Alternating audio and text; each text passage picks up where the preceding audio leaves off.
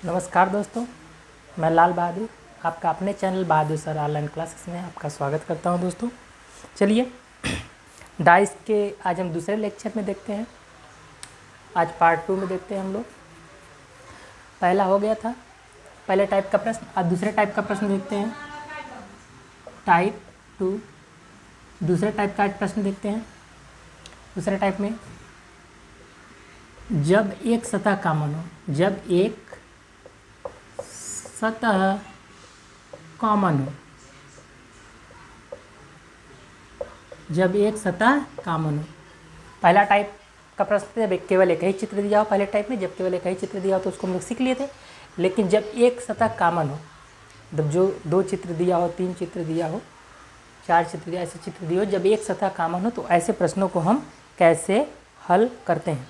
ठीक है, जैसे देखिए, मान लीजिए 2 डाइस आपके पास हैं।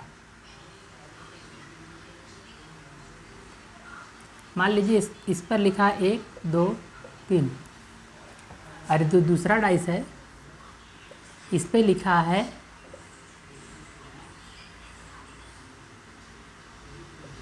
2 5 6, ऐसे लिखा है।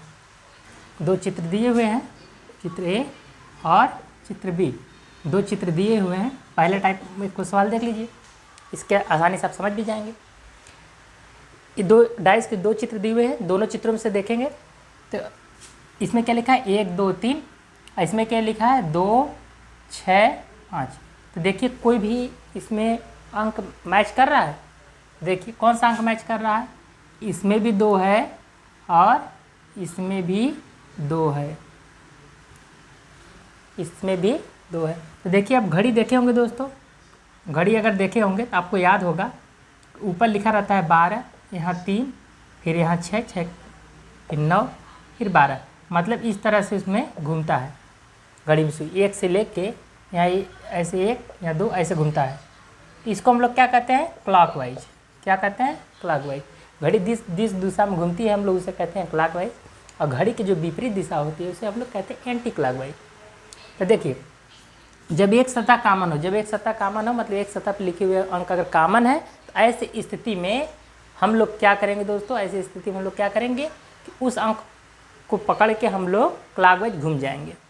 ठीक है, इसमें अगर क्लॉकवाइज घूमेंगे, 2 से क्लॉकवाइज घूमेंगे तो 2 से क्लॉकवाइज कैसे होता है, ऐसे। और इसमें भी 2 से क्लॉकवाइज घूमेंगे तो क्लॉकवाइज ऐसे, घड़ी की दिशा में। घड़ी की दिशा में ऐसे से करिए, इसमें ऐसे गोल गोल घूमिए, ऐसे घूमेंगे तो ऐसे चलेंगे, तीर के हिसाब से चलेंगे। तो पहले कौन सा अंक आएगा, 2 आएगा, उसके बाद कौन सा आएगा, 3 आएगा, फिर उसके बाद कौन सा आएगा, 1।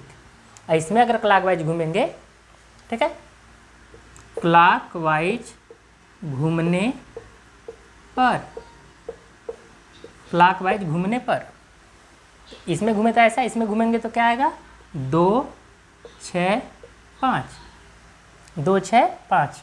अब देखिए इससे क्या पता चला, एक जिसके नीचे जो अंक लिखा है वो उसका विपरीत अंक होगा। जैसे 1 का विपरीत क्या होगा, 1 का विपरीत 5, और 5 का विपरीत क्या होगा 1। ऐसे 3 का विपरीत 6 और 6 का विपरीत 3। अब 2 का विपरीत तो 2 नहीं होगा, 2 का विपरीत 2 थोड़ी होगा, 2 का विपरीत कौन होगा, गायब।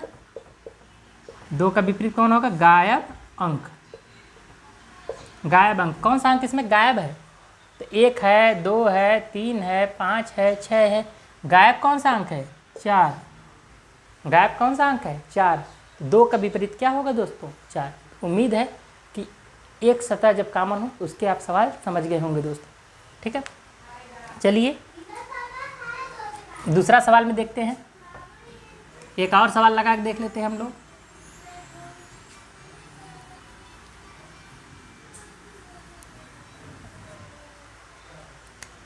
दूसरा सवाल देखिए, अगर वह दिया हो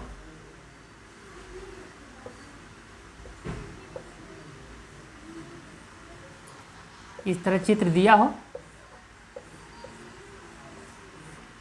और यहाँ लिखा हो A B C और यहाँ लिखा हो B D E, और पूछ ले, वो पूछ ले कि बताओ बी का विपरीत अंक या विपरीत अक्षर क्या है?